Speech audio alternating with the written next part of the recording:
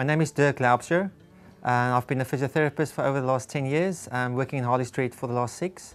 And today I'm going to talk to you guys about the causes and the management of back pain.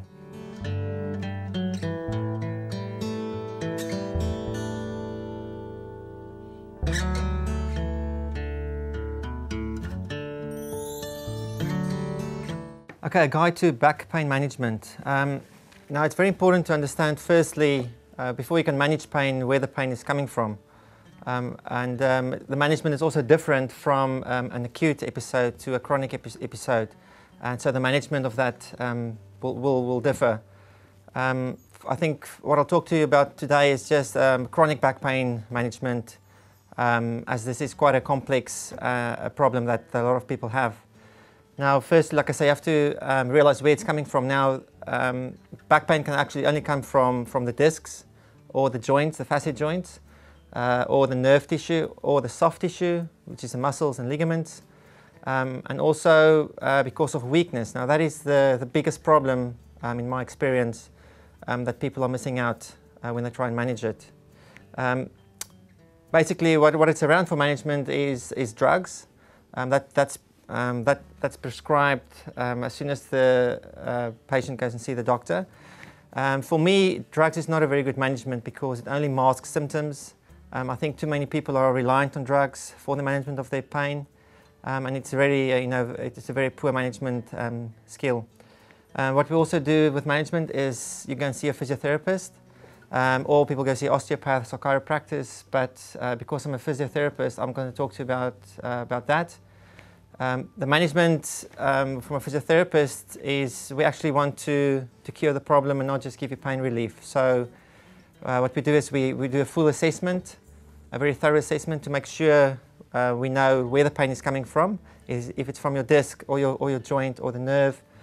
And then we sort of build a plan around that. We use a lot of techniques, spinal mobilizations, which I'll show you a bit later, manipulations. We use strengthening of the core muscles, also neural mobilizations if there's any tightness in your nerves, and also giving you stretches. One big thing that's missing with a lot of management is is hamstrings, for example.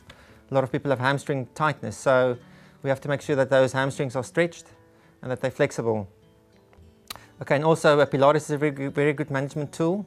But when we get to chronic back pain, a lot of people need a bit more than just Pilates and core stability exercises. It's very important that the patient, you as a patient, get your hands laid on and actually get worked on. There's too many physiotherapists, unfortunately, and some osteopaths and chiropractors who don't, physiotherapists who don't put the hands on you and who don't work physically on the spine.